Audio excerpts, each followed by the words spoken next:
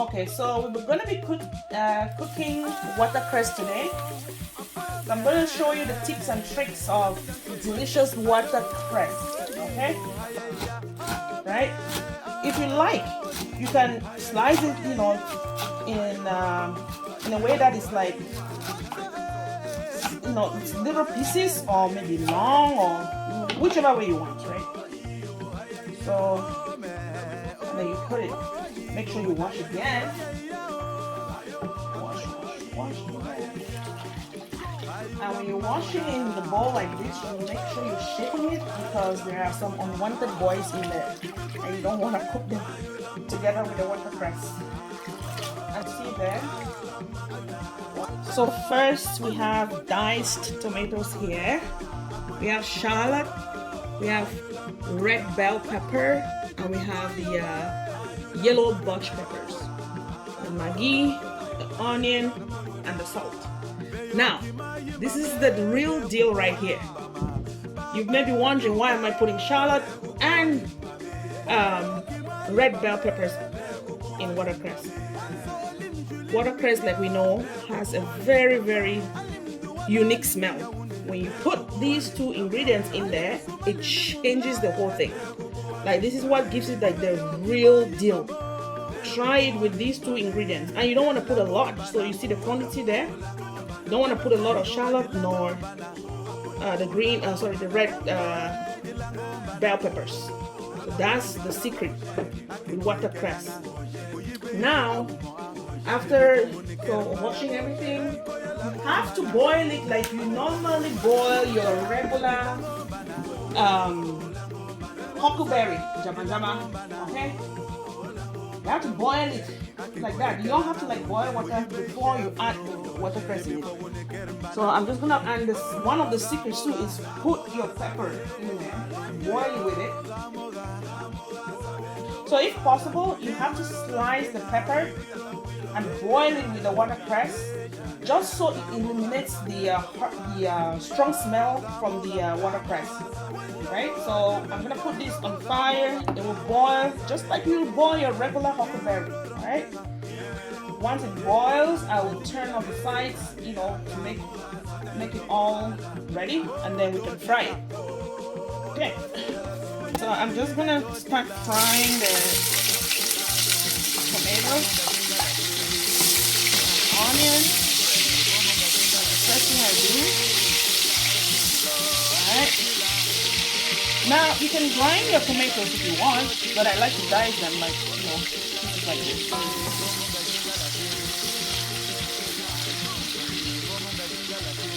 Okay, and then adding my tomatoes.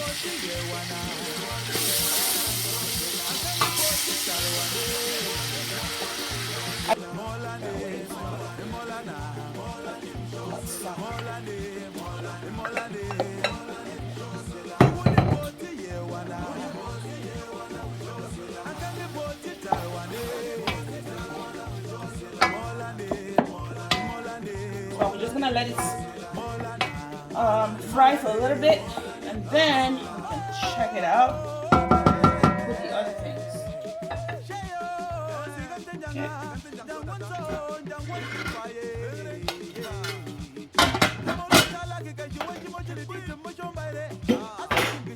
Alright, so the tomatoes has frying properly here. It's coming along really nicely. I usually like to put the baking soda just so it eliminates or kills the sourness of the tomatoes. Right? I put a little bit like so. It takes away that sourness of the tomatoes. So stir.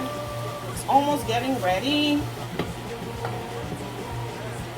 And again, you want to taste just to make sure it's not sour. And if it is, then you add a little bit of bicarbonate soda again. The thing is, I add a little bit of stock. The stock is optional though. You can still do the watercress without the stock. So you add a little bit of stock in there. Let it fry with the tomatoes again. Alright? You keep doing that until the tomato is ready. I haven't added the shallot and the red peppers yet. That's gonna come right at the end. Alright, so I'm gonna let it stand again for a bit and then put in the watercress. Okay. So while I'm getting my tomatoes ready, I'm trying to multitask here. So I'm going to be cooking corn fufu. Normally I use this semolina meal just so you know I can make the fufu really stretchy. This semolina meal is like what I call kende in Cameroon. You can use the regular kende, like the corn kende if you want, or the corn meal. And then I always use this, not all the time. I found this white corn flour somewhere and I got it, so I'm going to use that. So I, steep the corn or the semolina meal in water, cold water, to make the kende with it. Now I'm going to reduce the water from the pot, put it in here.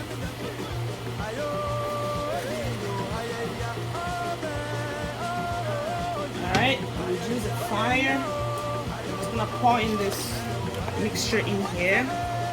Let it boil for a while.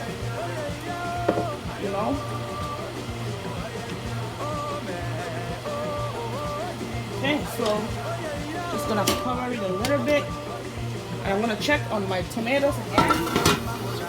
So you see, it's like coming along. It's almost burnt, but that's fine.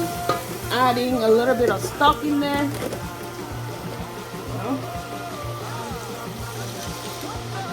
Let it, mix up a little bit. If you don't have stock, that's fine. You can still just fry your tomatoes like that, and then you're adding the watercress. Alright, so that looks good. Now I like to add a little bit of salt and maggi in the tomatoes.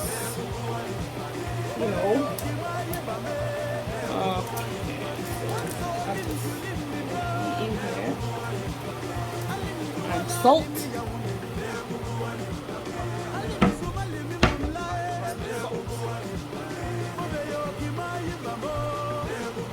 Alright, and a little bit of salt, the tomato mixture, stir.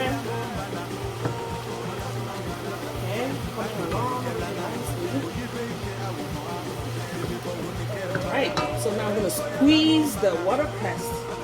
Again, don't think that you're removing all the nutrients from it. Nothing like that. So you're going to squeeze it. Put it in there. Squeeze.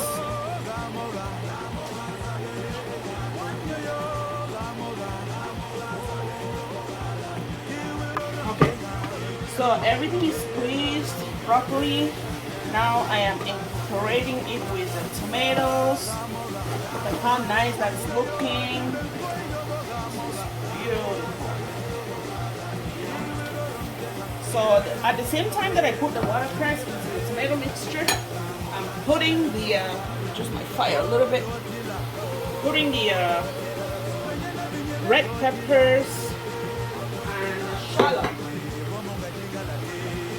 Again, I do this at the end just so the smell can really marinate with the watercress. So mix properly. Mix. Really well. And then now I can start seasoning the watercress. And you taste. I always insist so that when you're done cooking, you know everything is fine. I'm gonna add the salt again. Oh boy, this thing is okay. There you go. A little bit of salt. Season. Just adding the fire a little bit. Mix.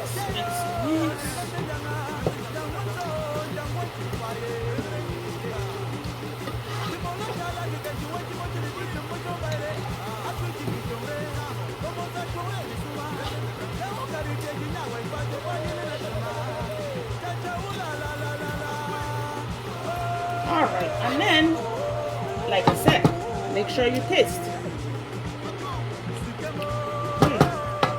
This seasoning is good for my liking. As you can see, it's like a little bit dry under there. I don't want to add more oil. I'm just gonna add a little bit of stuff again. Just a little bit. I don't want the watercress like watery. And then, voila. So then I'll cover it. Let it sit there for about 5 minutes. And check my semolina milk here. It's boiling perfectly. You can boil this like for 2-3 minutes. Doesn't matter. Alright, and then I will add in corn flour, the white corn flour.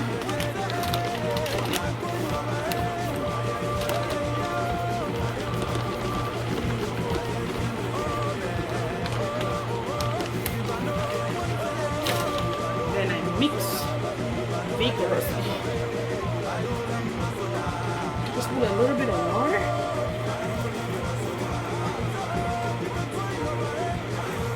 Water, and then just let it sit there and cook for like the next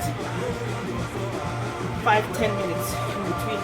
Yeah, 5-10 minutes and this should be fine. Alright, checking on my thing here. It's moving along really well.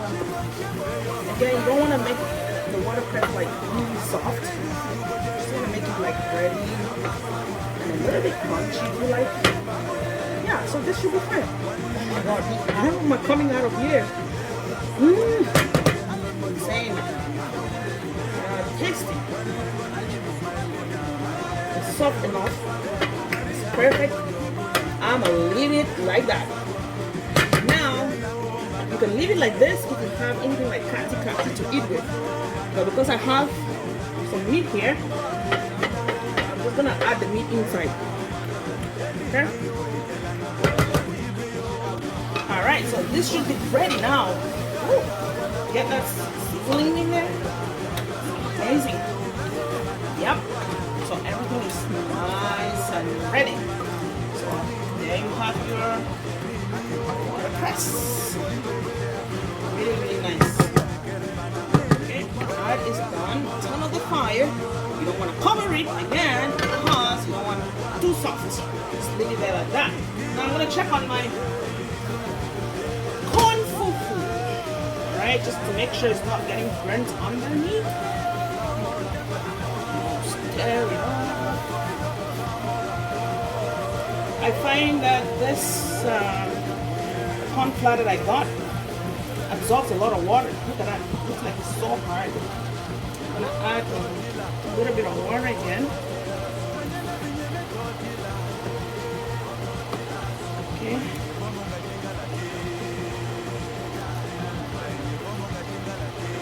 Okay, let it sit again for like the next 3 minutes.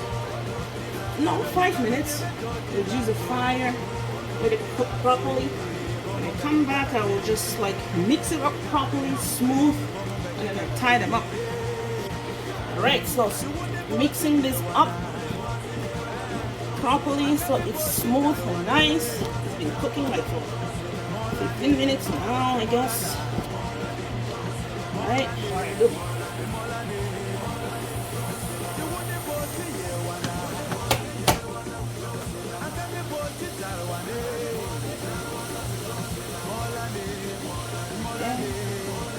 You can tie them anyhow you wish. Smaller than that, bigger than that, all depends on you. Just do another one here. Meanwhile, you just put the fire. Don't let it burn.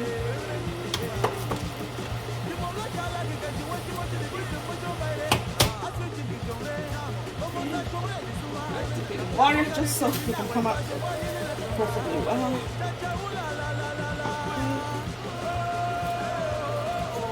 And just gonna tie this up and it will be ready for serving.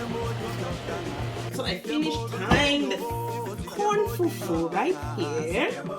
And your watercress is ready right here. Look at how nice it is. I'm just gonna serve it here and can't wait to eat.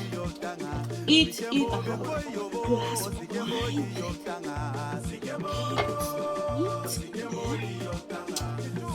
And again, like I said, you don't have to put meat in there. You can still just do your thing without the meat.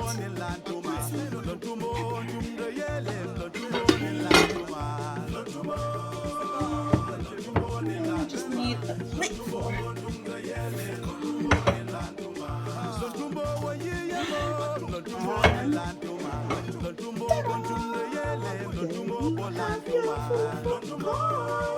And watercress.